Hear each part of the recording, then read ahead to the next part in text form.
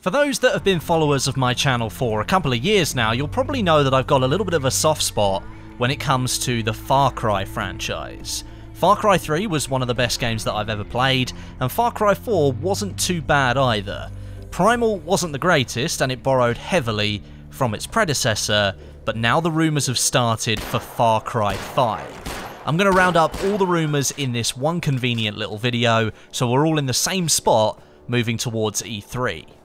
Now, the rumour mill was kickstarted into motion last week when Ubisoft uploaded a screenshot from Far Cry 3 onto their Facebook page, and then they followed it up with an Instagram post of Vars, and he was the villain in Far Cry 3. Now, at the time, people went mad, thinking there was either going to be some brand new game featuring this villain again, maybe even him taking on the main character role, or, the less likely, Ubisoft might be pulling together a remaster of the title. However, both of these ideas have been shut down. Game Informer contacted Ubisoft's PR team, who replied, stating this was simply a throwback post. However, it seems odd, considering the timing. Roughly a month or so before E3, the perfect time for Ubisoft to announce a new title. Now, shortly after that, an article was published by Great Falls Tribune, citing that a film crew was working in a Montana prairie near an old church, and having spoken to the team there, the site found that they were working on a live-action sequence for an upcoming video game. The producers wouldn't say for which particular game it was for, but they did reveal the setting would stretch over 5,000 miles from California to Montana. They also revealed the game would be released in September, and it takes place in an imaginary location called Hope County.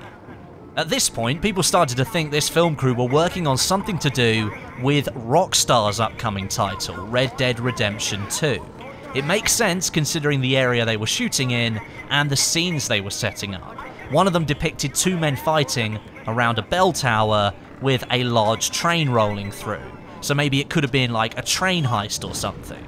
Well, once again, it seems the rumours were crushed on it being for Red Dead 2 when the online community dug a little bit deeper into the producer in charge of the shoot, Jeff Gill. Rockstar Games aren't avid producers of live-action trailers for their titles, instead choosing to work with their game engines, and Jeff had never worked for them before.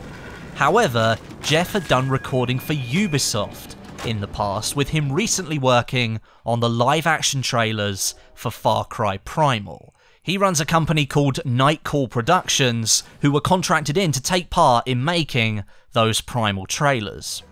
Further evidence has also surfaced in the last few days supporting this theory of a Western setting for Far Cry, when images of an early 2015 survey run by Ubisoft appeared online again.